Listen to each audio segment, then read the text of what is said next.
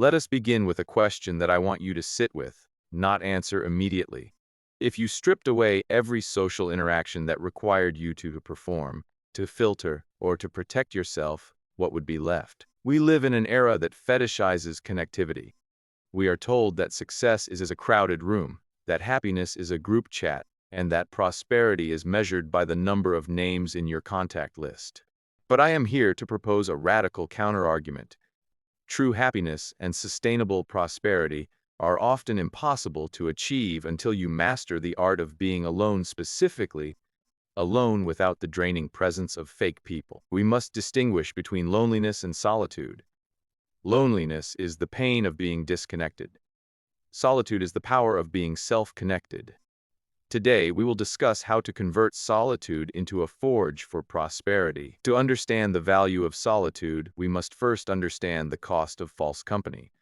Fake people are not merely annoying. They are an economic drain on your most valuable assets: time, energy, and cognitive load. In behavioral economics, there is a concept called the opportunity cost.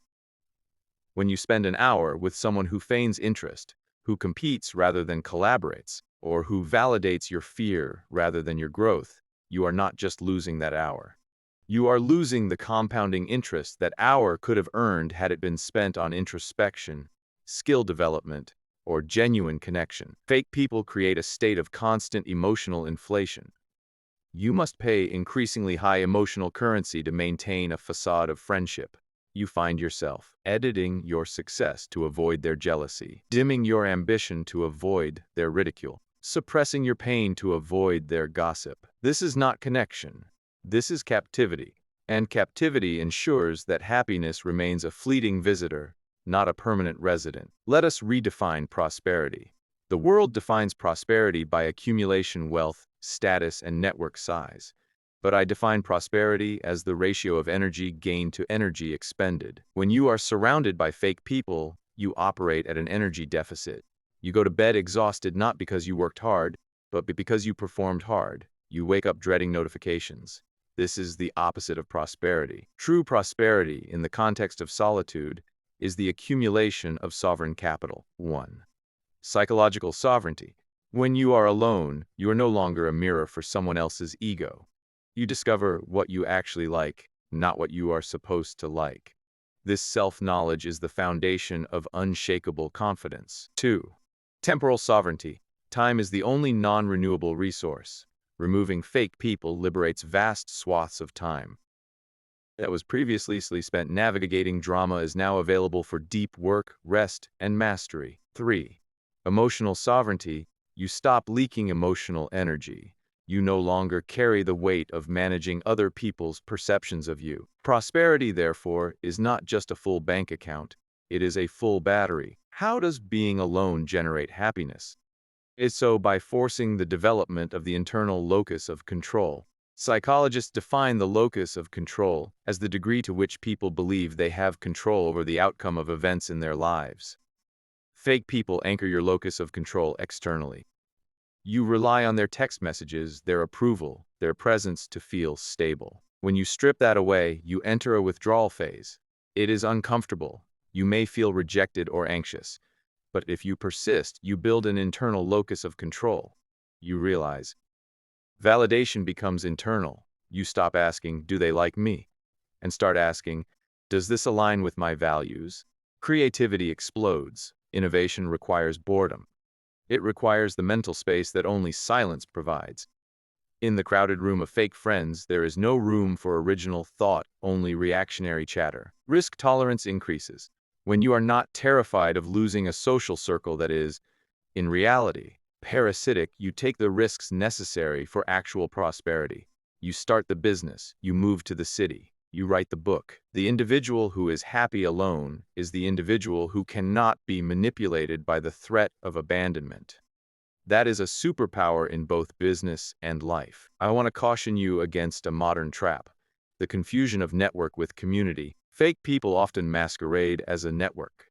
They attend the events, they exchange the cards, they use the jargon. But a network that lacks authenticity is a liability. In the corporate world, we see this often. People cling to work friends who are actually competitors disguised as confidants. They share ideas in confidence that are later stolen. They trade vulnerability for temporary belonging. I argue that it is better to be a sovereign individual with 3 trusted allies than an anxious participant in a tribe of 30 fakes. History shows us that the great architects, the innovators, the artists, the true leaders spent significant periods of their lives in strategic solitude. They used that time to build the foundation that later attracted the right people. Because here is the paradox. When you become comfortable being alone, you stop attracting fake people. Fake people prey on the desperate. They sense the person who is afraid to eat lunch by themselves. When you radiate the quiet confidence of someone who enjoys their own company, the manipulators stay away. They know they cannot control you. What remains are the real ones, those drawn to your authenticity, not your utility. How do we implement this? How do we transition from a life cluttered with false connections to a life of prosperous solitude? Step 1. The purge, the subtraction phase. You must conduct an audit. Identify the energy vampires and the fair weather friends. You do not need to announce a dramatic exit. Simply stop initiating. Stop overextending. Let the silence reveal who is real. The fake ones will disappear because they were only there for the transaction. Let them go. Their departure is not a loss. It is a refund of your energy. You will face the void. This is where most people break and run back to the crowd. You must sit in the discomfort.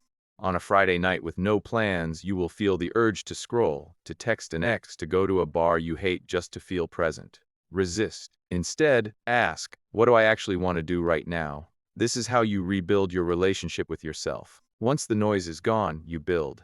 Use your new time to master a skill. Deep work requires uninterrupted blocks of time. Physical health.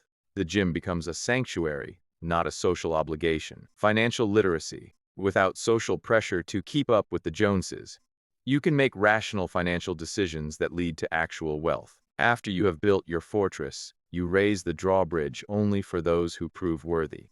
You move from a mindset of, how can I get people to like me, to do these people meet my standards?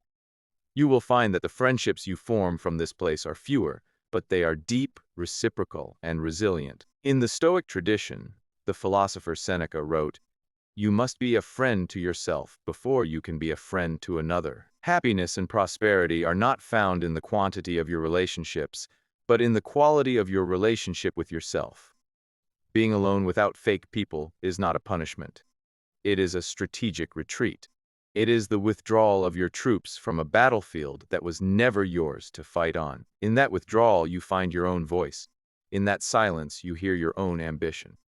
In that solitude, you build a prosperity that cannot be taken away by a change in fashion, a shift in social dynamics, or the betrayal of a friend. Because a house built on the foundation of self-reliance does not collapse when the crowd moves on. So I invite you to stop fearing the empty chair. Fill it with your own potential. Become the kind of person who is happy to be alone, not because you are bitter, but because you are finally unapologetically whole.